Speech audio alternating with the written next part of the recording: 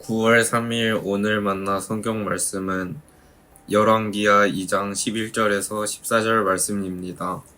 그들이 이야기를 하면서 가고 있는데 갑자기 불병거와 불말이 나타나서 그들 두 사람을 갈라놓더니 엘리야만 회오리 바람에 싣고 하늘로 올라갔다.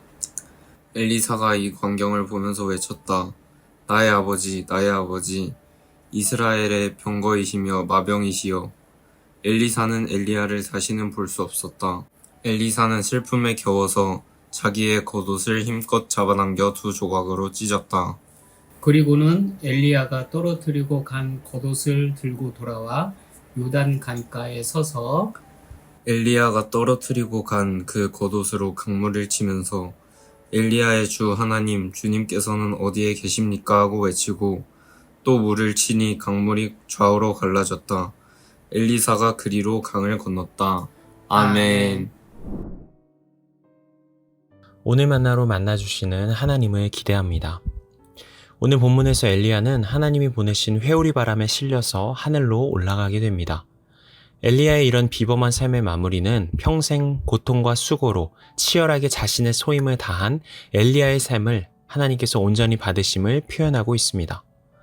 엘리야의 입장에서는 한없이 영광스러운 삶의 마무리였으나 제자인 엘리사의 입장에서는 커다란 슬픔에 잠기는 이별의 사건이었습니다. 2장 전체를 읽어보시면 엘리사는 엘리야와 한시도 떨어지려 하지 않습니다. 4절 말씀입니다. 주님께서 살아계심과 스승께서 살아계심을 두고 맹세합니다. 나는 결코 스승님을 떠나지 않겠습니다. 이런 장면이 2번 반복됩니다. 엘리사는 어떻게든 엘리야와의 인격적 연결의 고리를 유지하고 지키려고 애쓰고 있는 것처럼 보입니다. 그러나 결국 하나님이 계획하신 때가 다가왔고 11절에 보면 갑자기 불병거와 불말이 나타나서 그들 두 사람을 갈라놓게 되죠. 엘리사는 자신의 삶에 있어서 깊이 의지했던 스승이자 영적인 아비였던 엘리야와 이제 단절되었습니다. 어느 정도 예상하고 있던 결말이었지만 그럼에도 엘리사의 입장에서 자신이 가장 특별하게 여기던 존재와의 단절은 고통스럽고 비통한 슬픔에 잠기게 하는 일이었죠. 하지만 오늘 우리가 읽은 본문을 보면 단절을 넘어서는 하나님의 이어짐의 역사가 상징적인 장면을 통해서 드러나고 있는 것을 볼 수 있습니다. 8절을 보면 엘리야의 승천 직전 엘리야와 엘리사가 단둘이 요단강을 건너는 장면이 나옵니다. 그때 엘리야가 자기의 겉옷을 벗어 말아서 그것으로 강물을 치니 물이 좌우로 갈라졌다. 두 사람은 물이 마른 강바닥을 밟으며 요단강을 건너갔다. 엘리야가 겉옷으로 강물을 치니 물이 갈라져서 둘은 마른 강바닥을 지나가게 되었다고 나옵니다. 그리고 이 장면은 엘리야의 승천 이후 엘리사에 의해 다시 동일하게 반복됩니다.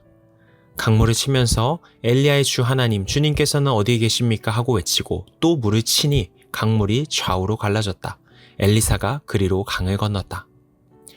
본문의 구조를 다시 정리하면 엘리야와 엘리사의 단절이 가운데 부분에 있고 이 사건의 중심으로 샌드위치처럼 앞뒤에 물이 갈라지는 장면이 나오고 있는 것입니다. 왜 성경은 물의 갈라짐의 장면을 이 타이밍에 등장시키고 2번이나 반복적으로 기록하고 있는 것일까요? 이 장면에 담겨진 의미는 무엇일까요? 고대의 세계관에서 물은 주로 혼돈을 표현할 때 쓰였습니다. 현대사회에서 바다는 아름다움, 낭만의 장소로 받아들이지만 바다에 대해서 이런 인식을 갖게 된 것은 역사적으로 보면 몇 세기 되지 않는 일입니다. 고대인들에게는 끝을 알 수 없는 어둡고 깊은 바다는 언제나 두려움의 상징 또는 혼돈 그 자체로 받아들여졌고 이는 성경이 기록된 고대 근동에도 전반적으로 공유되어 있는 인식이었죠. 그런데 창세기 1장에서 하나님의 창조 행위가 어떻게 묘사되고 있습니까? 물과 물을 가르셔서 새로운 하늘을 만드시고 하늘 아래의 물을 나누어서 새로운 땅을 만들어내셨다고 기록합니다. 이런 표현에 담긴 의미는 명료합니다. 하나님의 말씀이 물로 상징되는 혼돈의 한가운데를 가르시고 새로운 질서를 만들어내셨다는 것이죠. 창세기는 하나님의 창조의 능력은 혼돈과 공허함으로 가득 찬 세상을 갈라서 완전히 새로운 질서, 새로운 세상을 열어가는 힘이라고 고백하고 있는 것입니다. 그러고 보니 구약 성경은 중대한 순간마다 물이 갈라지는 장면들이 나오고 있습니다. 첫 번째는 방금 말씀드린 창세기 1장, 그리고 이후에 출애굽의 과정에서 홍해가 갈라진 사건, 이스라엘이 약속의 땅에 들어갈 때 요단강이 갈라진 사건과 같이 말입니다. 조금씩 역사적 상황과 맥락은 상이하지만 함축되어 있는 공통의 의미가 있습니다. 혼돈이 가득한 노예 시절을 끝내고 하나님 나라 백성으로서의 새 시대가 시작될 것이라는 기대, 고단했던 광야 시대는 끝이 나고 약속의 땅에서의 새로운 시대가 열릴 것이라는 하나님의 신실한 약속이 담겨 있는 것이죠. 이런 배경 지식을 알고 오늘의 본문을 보면 숨겨져 있던 의미가 선연히 드러납니다. 먼저 엘리야를 통해 강물이 갈라집니다. 하나님은 엘리야를 통해 새로운 시대를 열어내셨습니다. 아합과 이세벨이 통치하며 바알 신앙에 매몰되었던 혼탁한 시대를 갈라내고 하나님 나라의 예언자 운동이 시작되게 하셨죠. 그리고 엘리사를 통해 다시 한번 물이 갈라지는 장면이 나옵니다. 이는 엘리야의 생애를 통해 미처 완성되지 않았던 하나님 나라의 역사가 계속해서 이어질 것이라는 약속입니다.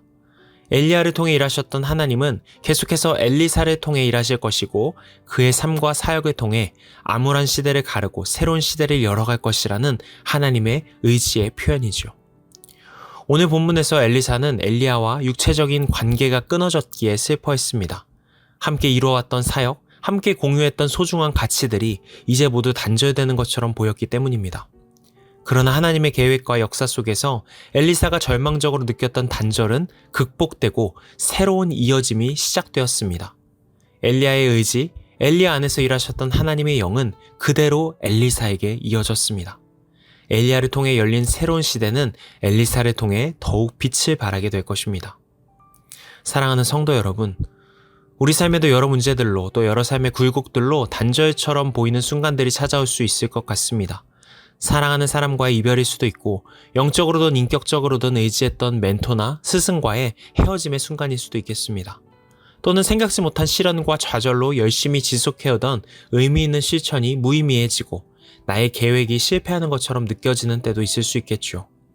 그렇게 눈으로 보기에 모든 것이 단절되는 것처럼 보이는 그 순간 하나님의 영은 모든 단절을 뛰어넘어 계속해서 우리 삶에 함께 하십니다. 단절되는 것처럼 보였던 모든 관계와 가치는 신실하신 하나님을 통해 반드시 이어지게 될 것입니다. 그러니 오늘 살아가는 우리의 눈에 단절의 순간이 찾아올지라도 너무 쉽게 절망하고 체념하지 않으면 좋겠습니다. 하나님은 선하시고 신실하신 분이십니다. 우리의 모든 약함과 한계보다 우리 삶의 모든 단절보다 크고 깊은 하나님의 사랑이 우리의 삶을 이끌어 가실 것입니다. 그런 하나님과 함께 오늘 주어진 하루를 소망으로 시작하는 모든 성도님들 되시기를 축복합니다. 기도하시겠습니다.